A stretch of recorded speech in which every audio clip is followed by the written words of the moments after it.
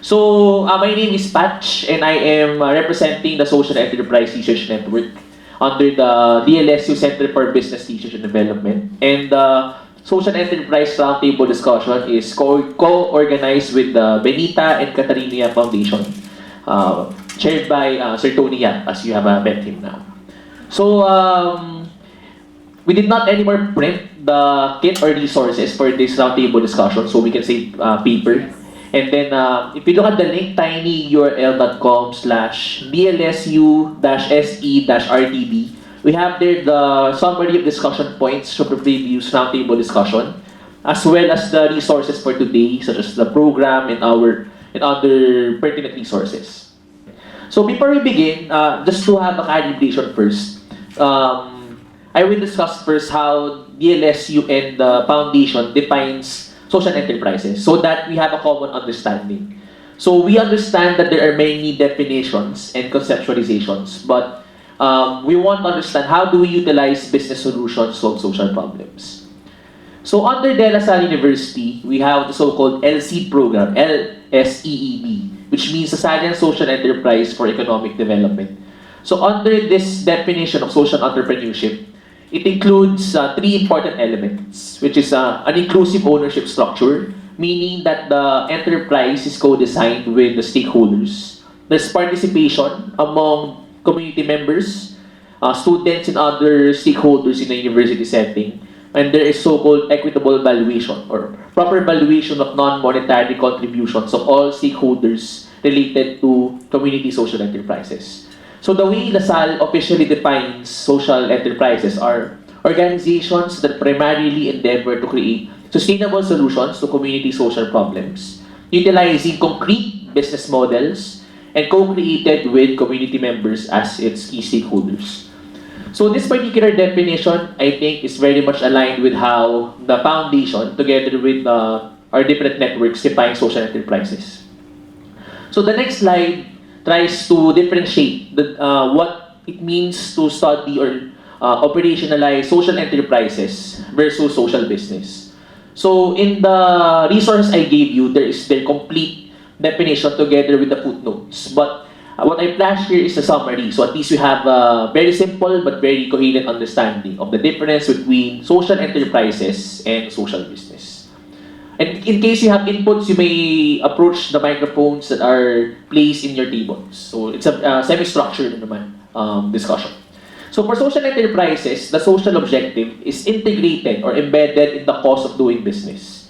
So social enterprises are still businesses that needs to comply with government and applies CSR principles of citizenship, sustainability, and social responsibility.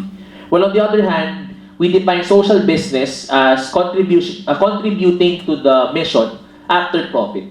So as you can see, in the social enterprise perspective, it's more embedded in the sense na kahit hindi kumikita yung business, since parte siya ng cost of doing business, we're still contributing to the development of the stakeholders. So that's a very important distinction of how we define social enterprises. Whereas social business, they commit to contribute to the mission, but it's done after profit. So, ibig sabihin, in case na hindi kumita si business, hindi tayo nagko-contribute sa mission. We're not saying that one is superior over the other, but this slide tries to show na if you want to really claim that we're building social enterprises or we're teaching social enterprises, we should be able to teach, research, and incubate social enterprises that are really embedding mission at the cost of doing their business. And the root of these definitions could be traced back to one of the partners of the foundation, which is Dr. Wayne Bisser. So he was able to give different stages of CSR, but the most important aspect that I'd like to highlight is the bottom part, which is in the age of responsibility, we need to approach solving social problems in a systemic way, meaning embedding CSR means embedding it in the business model. And embedding it in the business model means the mission is embedded in the cost of doing business. So hopefully we are aligned in this particular definition so that when we contribute to how we do teaching, we do research, and we do incubation in our respective organizations, we know that we're talking about the same definition.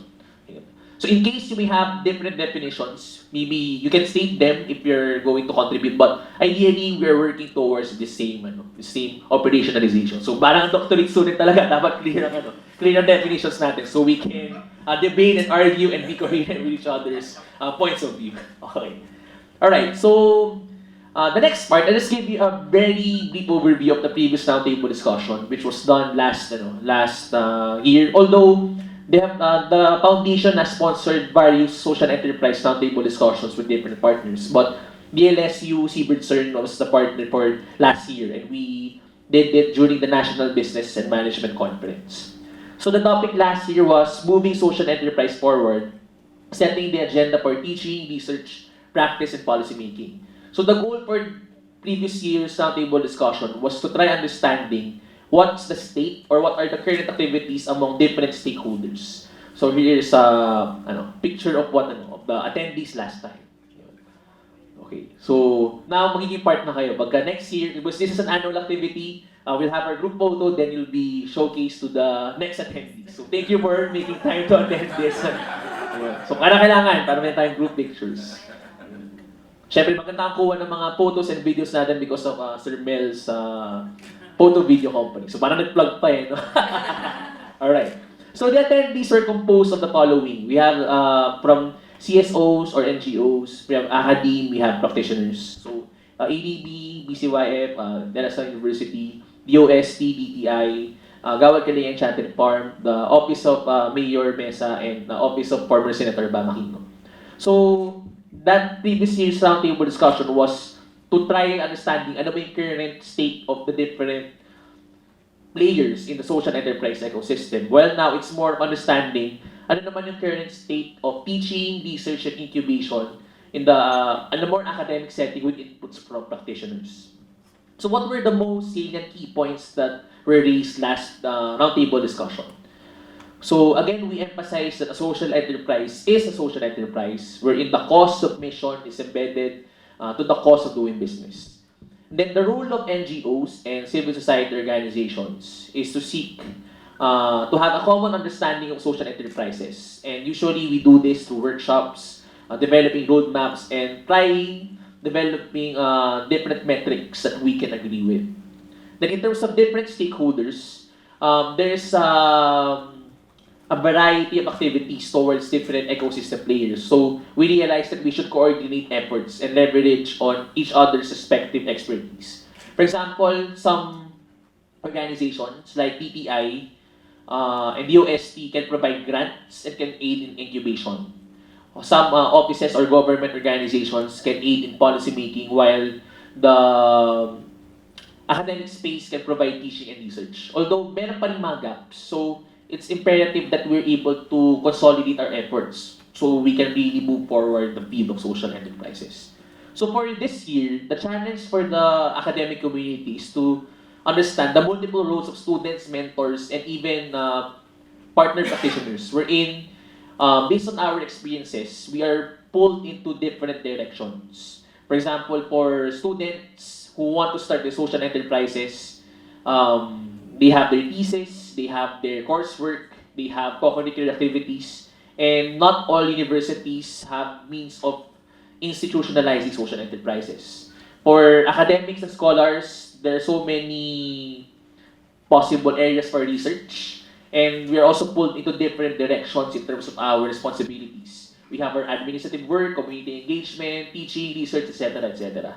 Then for partners of academics, marami rin mga activities. They have to pursue their own businesses and they have their own agendas as well. So, the very essence of the roundtable discussion is for us to have a common understanding na knowing our roles, knowing our constraints, while being sensitized to opportunities, how do we collaborate further? So with that calibration, so hopefully we have had a good understanding of what we can talk about this morning. The first agenda for today is trying to understand what is the current state of teaching and incubating social enterprises in our in the university setting or even outside the university setting. Ano na ba talaga yung ginagawa natin in terms of teaching social enterprises? So in the slide that I flashed in front of you, you can see some guide questions. So the strategy, since you have different microphones, well, last year kasi ginawa natin, lahat pinakilala isa-isa. Kaso nga lang, if that happens, sobrang tagal nung sobrang haba nung discussion, and sometimes hindi na nakakausan. So, we'll make it more free-flowing in the sense that I'll be flashing these questions in front. And then for those who have insights or inputs, you can raise your hand, you can get the microphone nearest you. Then kindly introduce yourself as well as your affiliation so we understand your background. And afterwards, you can contribute to the discussion. So for the first agenda, teaching and incubating social enterprises. So here are some guide questions. In your respective universities or affiliations, are you familiar if there are departments, units, subunits that are focused on teaching social enterprises? For example, have you tried offering social enterprise or social entrepreneurship as a specific major degree, as a minor degree that accompanies your BS Entrep or your commerce degrees? Or do you have standalone social enterprise subjects or courses? So talagang yung pangalan ng course niya sa syllabus ay social enterprises or social entrepreneurship. Or have you begun exploring social enterprise as a topic in a particular subject?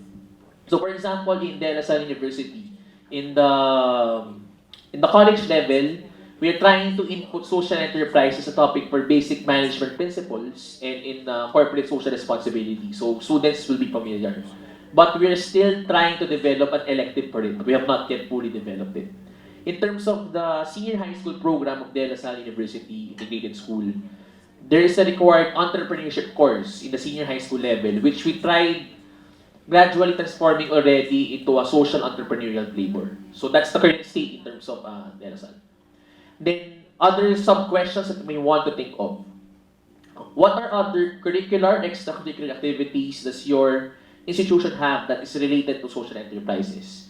For example, if you have community extension, service learning, or if you provide support for social enterprise competitions, do you have mechanisms that make it viable in the long run? Or does your university have an internal social enterprise incubator?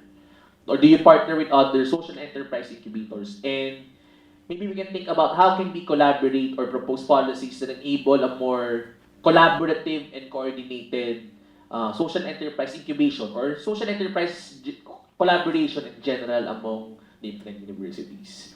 Alright, so I will now open the floor. So kindly feel free to contribute.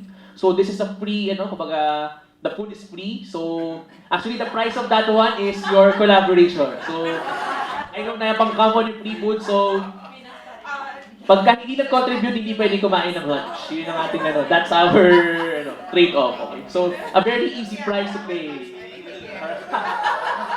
Alright, so who would like to start? Who would like to get the ball rolling in terms of how do we understand the current state of your university or your affiliation in terms of teaching and or incubating social enterprises?